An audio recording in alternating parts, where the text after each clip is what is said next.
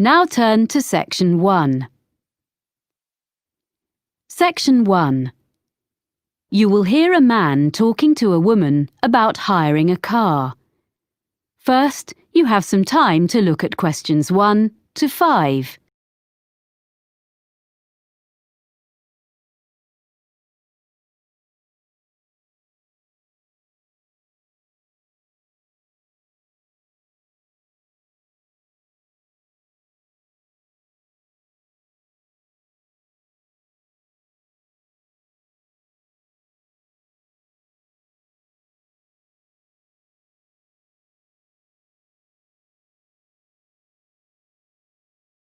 You will see that there is an example that has been done for you. On this occasion only, the conversation relating to this will be played first. Hello, how can I help you? Hi, I'm Carlton Mackay, and you booked me some flights recently to Australia and some internal ones? Oh, yes, Mr. Mackay. I remember you now, of course. Well, I find I'm going to need car hire while I'm in Sydney after all. I think you said you could recommend a good value company? Yes, that's right. Cost-wise cars. They're very good and don't charge lots of extras. They have 3 offices in the Sydney area, including one office right at the airport. The number of offices in Sydney is 3, so 3 has been written in the space. Now we shall begin. You should answer the questions as you listen, because you will not hear the recording a second time. Listen carefully and answer questions 1 to 5. Hello, how can I help you? Hi, I'm Carlton Mackay, and you booked me some flights recently to Australia and some internal ones? Oh, yes, Mr. Mackay. I remember you now, of course. Well, I find I'm going to need car hire while I'm in Sydney after all. I think you said you could recommend a good value company? Yes, that's right. Cost-wise cars. They're very good and don't charge lots of extras. They have 3 offices in the Sydney area, including one office right at the airport. So I'll just book it online? Yes, you can book online, but you should have their phone number too, just in case. Of course. That's 1800 705 639. It's on the website, and you can get a discount if you quote your booking reference from us. Oh, what's that? I mean the one you got from me when we booked your flights. I have it here. Yeah, 743002. Oh, thanks. I guess I've got it at home, but I'll write it down again in case. A discount is good. So, where exactly is the office? I'll be coming to the domestic terminal from Melbourne. It's immediately outside the international terminal. Okay. And another thing I want to check is, will they be open when I arrive, or is it just office hours? Well, they open at 7:15 and close at 6:15 in the evening. So let's see. You're due to land at 6:10. By the time you've collected your bags and so on, which will take a little while, they won't be open. But if you arrange it in advance, they can wait for you. You do have to pay an extra $30 for that, though. Okay. Well, I'm staying near the airport the first night, so I could go back in the morning and save a day's hire? Yes, that'd be better. That'd save you about $50. Do you know what kind of cars they have? Quite a variety, I think. The best value should be under $60 a day with luck. That would be the Echo, I guess. Sorry? ECHO. Like when your voice bounces back? Before you hear the rest of the conversation, you have some time to look at questions 6 to 10.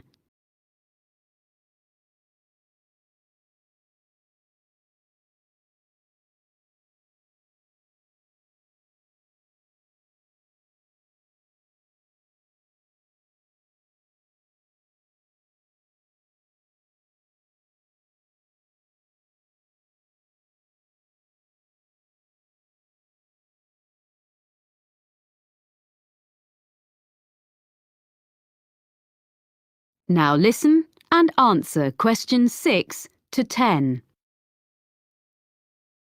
I suppose I have to book online before I leave?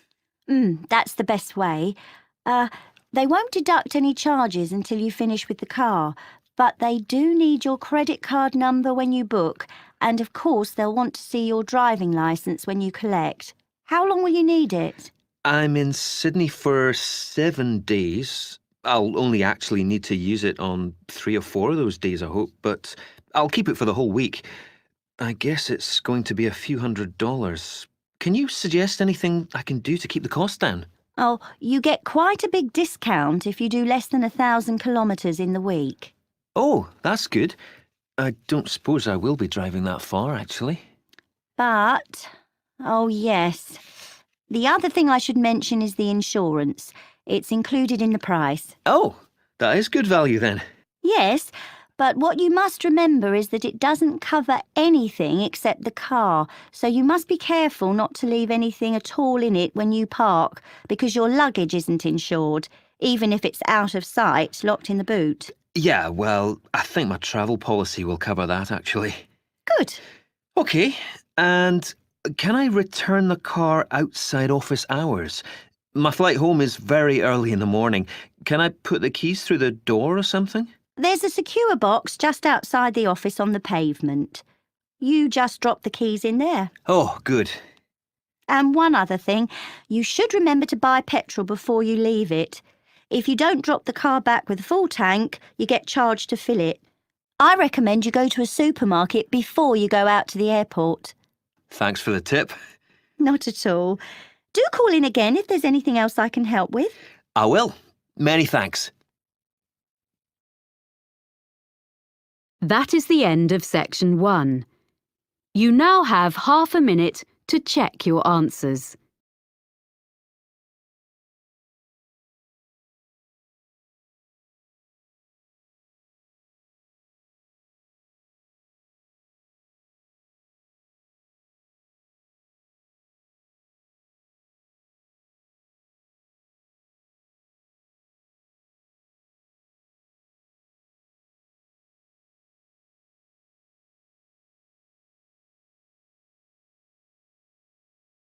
Now turn to section 2. Section 2.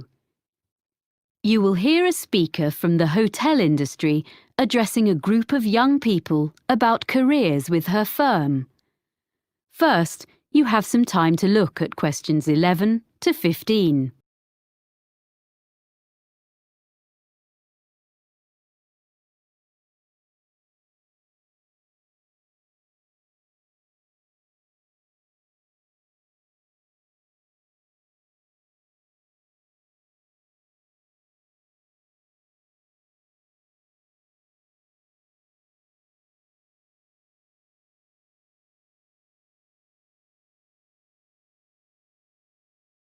Now listen carefully and answer questions 11 to 15. Good morning. It's a great pleasure to be here in London and to see so many people interested in working in hotels. We, in the International Finest Group of Hotels, are very proud of our business, and we are always on the lookout for quality recruits in every department. Now, I'm going to outline some of the areas of work where we are currently recruiting and the essential skills or qualifications for them. Then I'll run through our recruitment procedure, OK? At the moment, we're looking for a number of people for administrative posts in different parts of the world, and also some roles which involve a lot of travelling. One of our main business streams is hosting special events for other businesses. If you have good communication and organisational skills, with a good level of fluency in at least one European and one non-European language, I'd suggest you think about becoming part of the team which sets up these events for all our centres. This would mean being based full-time in our London office. The work ranges from setting up small meetings a few days ahead to organising international conferences 2 years in advance, so there's plenty of variety. Some of the conferences we run have as many as 1,000 delegates, so it's quite challenging. Then there are some posts available for professionals in the catering field. Chefs we can find. It seems this is a popular career choice in many parts of the world, as in the UK these days, in spite of the exacting standards. But people to manage catering departments need more than a love of producing quality food. We're after really energetic and totally efficient young managers who already have the relevant business qualifications, no training on the job here, and they must share the team's determination to make everything run smoothly at any time of the day or night. Or if you are the type of person who enjoys a challenge, what about becoming one of our relief housekeepers? You'll be a good people person, well-organised and supremely flexible. As well as covering UK holidays, maternity and paternity leave, there will be times when you have to fill a key post when someone's sick, which could be anywhere in our European, Middle Eastern or Far Eastern hotels, so you must be prepared to hop on a plane at 5 minutes' notice. The International Finest brand name attracts visitors from all over the world and on all kinds of business and leisure trips. Our swimming pools and gyms need to be run by people with the highest standards of customer service. You don't have to be a great athlete, but smart appearance and a pleasant manner are necessary. A diploma in sports science would be the minimum requirement here. Lastly, I'd just like to mention that the main London office has another vacancy. Most bookings come online, especially from the Far East, for people coming to Europe. If you have fluency and some keyboard skills in, for example, Spanish or any Far Eastern languages, either having taken a degree or preferably from having lived and worked overseas, you might be just the person we're looking for to deal with email bookings and queries in the office here. A flexible attitude to working hours is also important, as you may have to come in outside normal office hours. Before you hear the rest of the talk, you have some time to look at questions 16 to 20.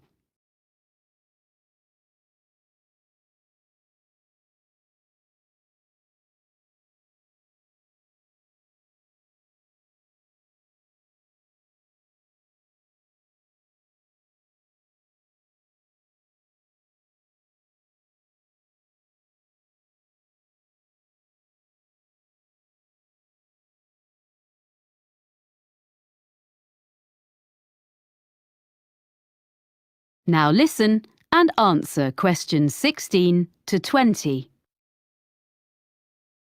So that's an overview of the kind of jobs. Now, how to get them. First of all, provided you have a UK work permit, you can go online and register an interest in working for us. By return, you'll receive a unique applicant's code, which is your personal identification number and which we'll use in all communications. Along with that, you get access to the Human Resources website, where you should make sure you understand the legal terms and conditions which apply to all our employees. That's also where you can then download the application form, fill it in, and send it back along with your CV. You'll know within 48 hours whether you're being considered, as you get an automated response. Sorry if it's a bit impersonal, but at least it's quick. Hopefully, if we like the sound of you, there will be in that automated response a list of times for an initial interview, which will take place by telephone during the following week. You confirm by email which of the time slots will suit you. Provided the interview is satisfactory, at that point we'll ask for any evidence of qualifications required, which might be your degree or diploma certificate or so on, which you have to send certified copies of, and we contact your referees. The last thing you have to do is you come along and have a look round the International Finest Group head office, get to know some of our team in human resources face to face, and participate in a one-day recruitment seminar, which involves a number of group and individual activities, along with other potential employees. Then, with luck, we'll offer you a job. So I hope you like the sound of joining our organisation. That is the end of section 2. You now have half a minute to check your answers.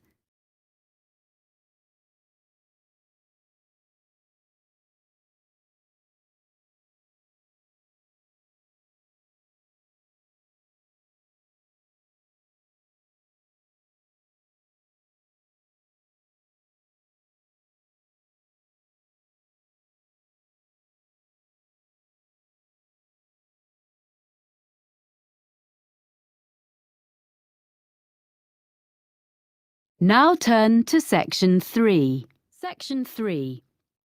You will hear a student of landscape architecture discussing a project with his tutor. First, you have some time to look at questions 21 to 24.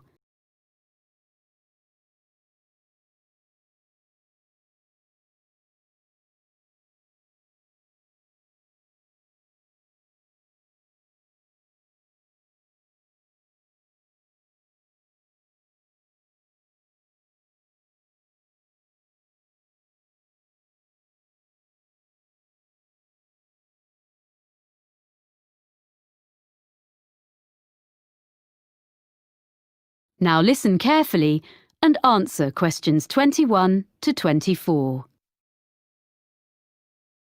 So, let's hear what you're doing for your next project. I've decided to design a roof garden for a supermarket. I've been looking at some on the web, and I think that a garden on top of a building is the up-and-coming thing. Okay. So you've done a bit of reading already. What benefits would there be for the client? Why do you think a supermarket chain would be willing to meet the expense of construction? You do realize that would be the first thing they raise. Yes, I know. But I'd explain that in spite of the initially high expense, they would save that much in approximately 5 years. Well, I'd have to do sums. I mean, calculate specifically. Yes. How would the saving come about? Mainly through lower heating and aircon bills. The extra insulation offered by having a layer of living plants in the soil would make a huge difference. Okay. But they might feel the expense of maintenance would be an issue. After all, supermarkets don't normally employ gardeners. What I thought was, if they made it a community garden, rather than a simple, low-maintenance green roof. So there'd be public access. Oh, yes. Then there'd be a sense of ownership in the local community, and people could take responsibility for it, instead of the supermarket paying a commercial company, and it'd really boost their public relations. That's a good point. And have you been looking into how roof gardens are built nowadays? I'm still exploring that. But if I take advantage of the latest technologies for roof gardens, it shouldn't be too difficult. But in any case, you have to use lightweight materials. But that's a matter of making the right choices. You can even use quite traditional ones, such as wood, for the planting areas. Yes, that's what I thought. It'll look good, and it isn't too heavy. But for the basic construction, the issue you have to address first is the material used between the building and the garden. You mean the barrier fabric, which ensures there's no chance of rainwater leaking down into the building? Yes. Nowadays that is very good and quite easily sourced. Then, on the other hand, there's the business of water within the roof garden itself. You mean drainage? That's an important feature of the construction in any roof design. Yes, but I think most drainage issues have been well understood for quite a long time. Okay. But another thing is with plants in an exposed situation, you usually need to find ways to optimize rainfall. Yes, because rainwater is best for the garden, if you can store it for when it's needed. What I've been looking at are some buildings which use fairly conventional storage tanks, the kind that have been in use for decades, but have them linked to modern automatic watering systems. Sounds complicated. It's less so in practice than it sounds, I think. I've been researching them, and actually the latest ones definitely work very well, and they can be electronically regulated to suit the local microclimate. That sounds interesting. You seem to have been doing some thorough research. Make sure you reference all your sources when you write it up. Yes, sure. There's one more aspect I'd just like to run past you if there's time. I want to include a light feature in the design. Of course. I've got a sketch here. Let's have a look then. Before you hear the rest of the conversation, you have some time to look at questions 25 to 30.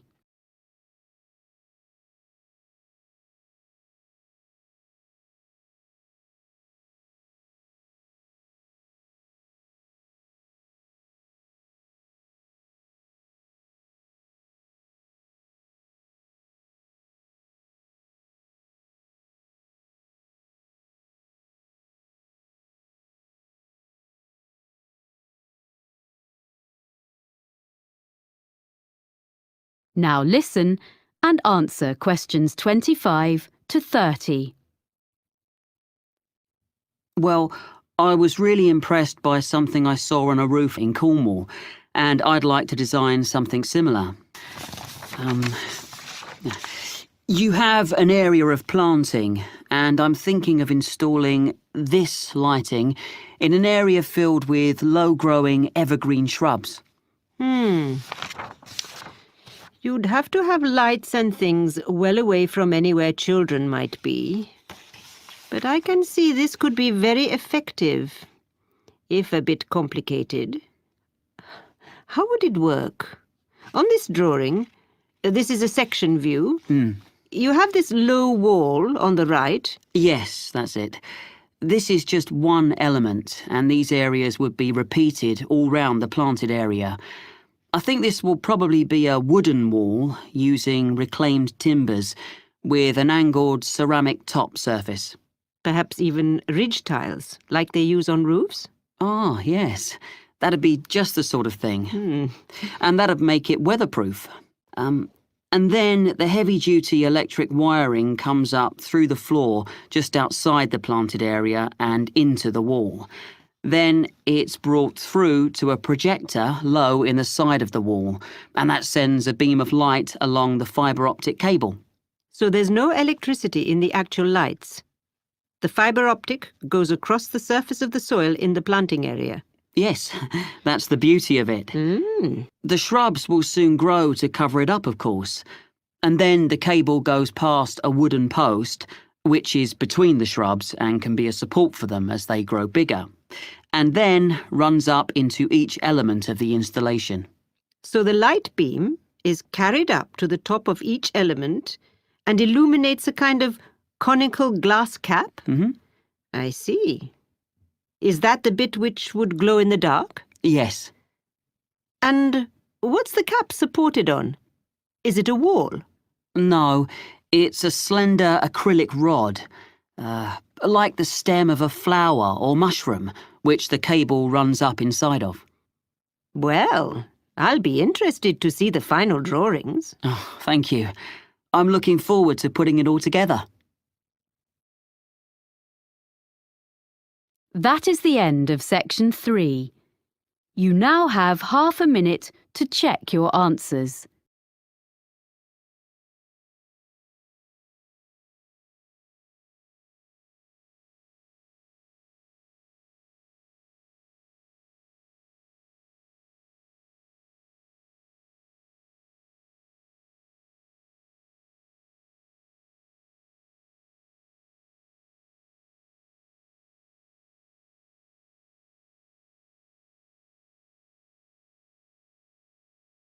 Now turn to section 4.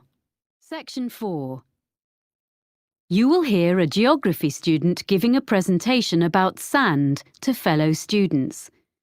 First, you have some time to look at questions 31 to 40.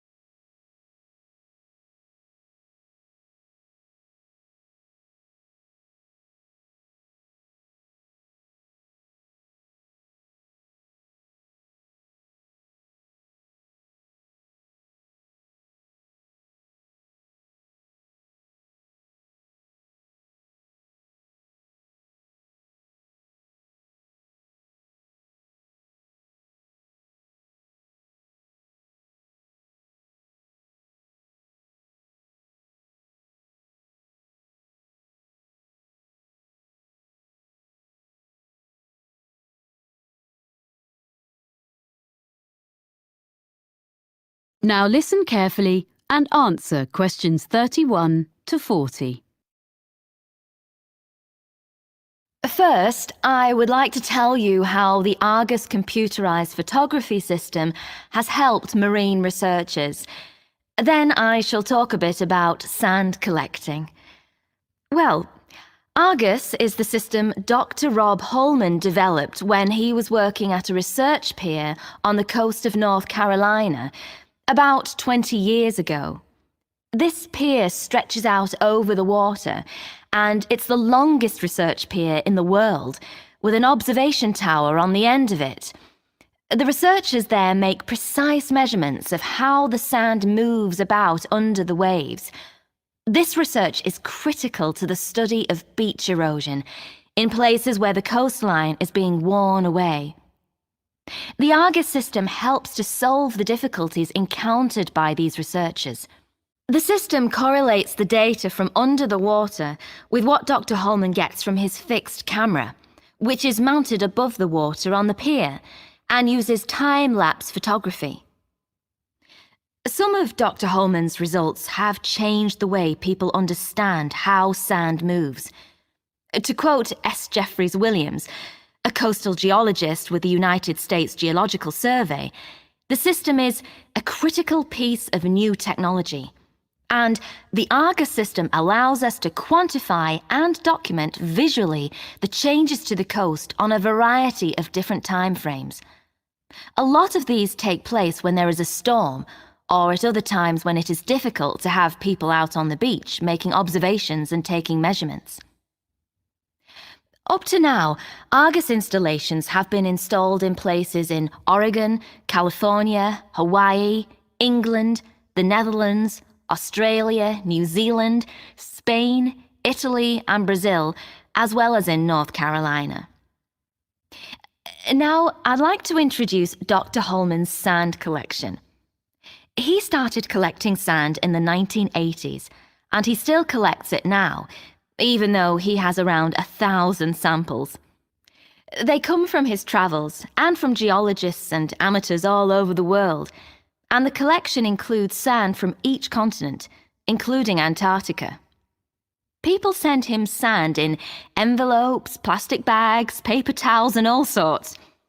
Each is stored in a glass jar, which Dr. Holman labels by latitude and longitude of its origin, as well as he can work them out. Sometimes the information is a bit sketchy.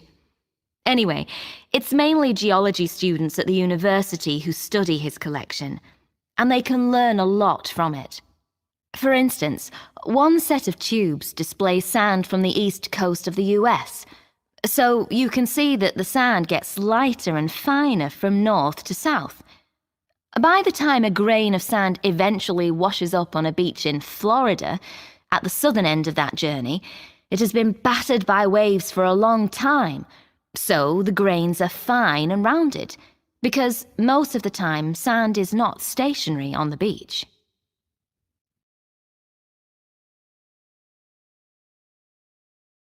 Okay, so if you'd like to collect sand and maybe even send some to Dr. Holman, how should you go about it? Well, the list of equipment is very short and easy to find, but you should keep a supply when you're traveling, as you never know when you'll come across an interesting sand sample. One really handy thing for digging sand, especially if it's hard or frozen, is a spoon. It's perfect for that. If you're traveling by air, it'll have to be plastic, but metal is preferable, as plastic tends to break. You need something to put the samples in that is damp-proof and easy to carry. You can just use plastic bags, but you need to record the location and date on the bag, so you must also have a permanent marker with you, because you can never assume you will remember where you gathered a sample from later on, and you don't want it to rub off before you get home. And that's about all you need in the field to collect sand. When you get home, your samples should be logged in a notebook or computer. You need to note the location and be really specific as to exactly whereabouts on the beach you gathered your sample, low tide mark, under cliff area, etc. Then you store your sample. You want to keep everything in good condition and avoid contamination. So first you make absolutely sure that each sample is perfectly dry. You don't need any complicated apparatus for this. You can just air it out on layers of newspaper, which is suitably absorbent. Most people find that's the best way. Then, lastly, but this is really important, before there can be any chance of confusing this latest sample with another, you put it in a clean small bag or a jar, and you must stick an identification label on straight away. Some people put one inside as well, in case the outer label falls off, but that's up to you. Well, that's about all you need to know to get started as a sign collector. Any questions? That is the end of section 4. You now have half a minute to check your answers.